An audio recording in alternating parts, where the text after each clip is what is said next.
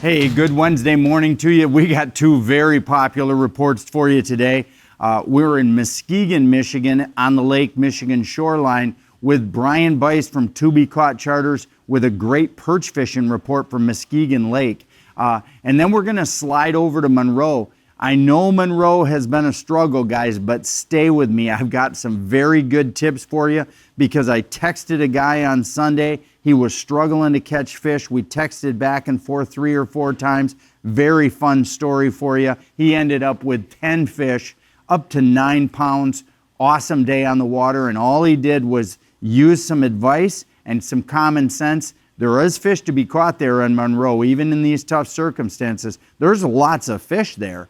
But really what you need is to listen to this little bit of advice I gave him, and it turned into a boat limit for him. So stay tuned. 2 great reports here from Fisherman's Digest. So first report of the day, Muskegon Lake. And I have a feeling, guys, that this isn't just Muskegon Lake. I have a feeling that you're going to be able to take what Brian's doing here and move it up to PM Lake here in Ludington, to jump up to Manistee Lake over in the Manistee area. I think those Great Lakes inland lake perch, this early season fire bite is going to be going, but it is going strong right now on Muskegon Lake. So how's Brian catching them? So he's in 40 to 60 foot of water using perch pounders tipped with spikes or live minnows. And that's right, one of each. You don't always want to commit the farm to one bait. A lot of guys will put 2 minnows on. There's other ways to catch fish like wigglers, spikes, waxworms, and sometimes if the fish are finicky, they actually prefer that smaller, less movement bait. So here's the tip from Brian. You want to make sure you're light line fishing with this, like either a super fine braid, like a 3 or 4 pound test braid that's got maybe an 8 or 10 pound test diameter, and then the perch pounder. And he said you want to make sure that you are putting a little bit of slack in the line. So you're actually letting the sinker sit right on the bottom, even with just a little bit of off pressure off your tip. What's happening is these fish are coming in, and if there's too much tension on the line, they're not biting it for whatever reason. It's almost like they want that perch pounder drifting around a little bit free to entice them to bite. So they're a little bit lethargic. Could be from cold weather for sure. But then this bite will certainly pick up where you can snap them in like traditional style. But if you're struggling to get bites and hookups, try a little light slack line and then go back to tension. Slack line for maybe 15, 20 seconds and then lightly feel for tension if there's anything there. That's been a key for Brian. So that's just a little tip in perch fishing in general. So, hey, if you're looking to get out, Captain Brian Bice, To Be Caught Charters, right there online or on our Muskegon Fishing Report page. He's got a banner right there. You can click on it. It takes you right over to him. He's based right there out of Ravenna. He'll meet you at the ramp. You'll have a great day catching mixed bags of yellow bellies, white bellies, and I'll tell you what, in just a short amount of time, Brian is going to be in the Detroit River in that fray over there, but he'll go anywhere in the state where there's fish biting. So get a good connection with Brian. He's an awesome guide that'll put you on fish no matter what species you're looking for. Midwest Steel Carports is Michigan's premier steel building manufacturer. We manufacture and install custom steel buildings throughout Michigan. Our engineer-certified steel buildings are fully tailored to fit your every need, and our up to 40-year warranty protects your investment. From residential storage sheds to commercial warehouses, let our team work with you to find your ideal building. For more information and pricing, visit MidwestSteelCarports.com. So hey, next report of the day. This is a very fun one for me because I got to actually walk a fisherman into some success. So this past Sunday afternoon, my buddy Brian Edwards and his wife were out fishing out of Monroe.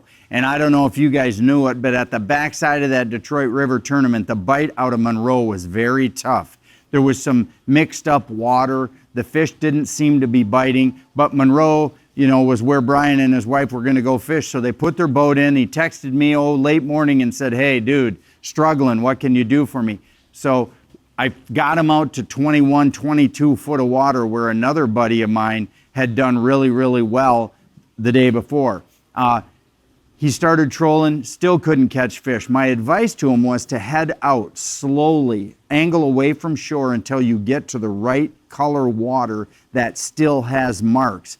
A lot of this, guys, is about the right color water that has marks present.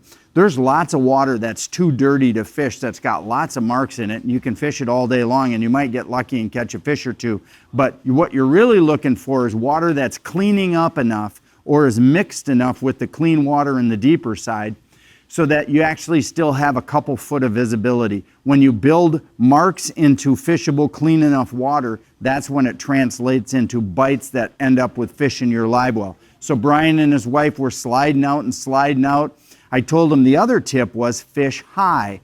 We're in super cold water, guys, maybe 40-degree water temperatures. This is pre-spawn. During pre-spawn, the fish will hold in the upper 10 or 12 foot of the water column to warm up. And when they're up there, they're not just there to feed, but they're going to stay there and rest there to warm their bodies so that they can get rid of their eggs. So they ran their bandits back 25 and 35 back, along with a spread of P10s 25 to 40 back. Well, guess what? They got out to 26 foot of water. They both noticed that the water started to clean. All of a sudden, a double. Then they kept going. Another double, so they flattened their troll out and stayed in that 26 to 27 foot of water that had that right color to it. They ended up with 9 fish as big as 9 pounds. So 10 fish, and the biggest one being 9 pounds. So all their fish were 4 to 9 pounders. That's coming from just 5 foot shallower of water where they were getting no bites at all. So that's really what you've got to put into your memory banks, guys. You have to understand that early season, when the water temp's in the low 40s, you want to keep a lot of your baits high because that's where the fish are holding and feeding. Secondly, you want to look for water that's clean enough. I see a lot of guys fishing. When I drive out to my spots, I drive through water where guys are actually set up and fishing, and I look over the side of my boat and I'm thinking to myself, what are they fishing here for? I wouldn't fish here. They might catch some fish, don't get me wrong, but you've got to be able to catch fish fast enough to make it fun and worthwhile. So those are the tips. If you're looking to get out in that Monroe area, Captain Dan Woodward from Blue Line Charters, Captain Nick Dode, also fishes that from Real Live Action Sport Fishing. Whatever you do, get out on the water, whether it's with one of our guides or in your own boat. Have a great day here in the state of Michigan. Wyandotte Lure manufactures soft plastic baits and fishing tackle right here in the Detroit area. Our famous original Wyandotte worm and the new Motor City minnow are made with our own special blend of material that is soft enough for a fish to bite, but durable enough to use all day. Our baits are available in over 30 different fish catching colors. Just another reason why Wyandotte Lure is known as the king of the river. Go to WyandottLure.com or ask for them at your local bait and tackle store.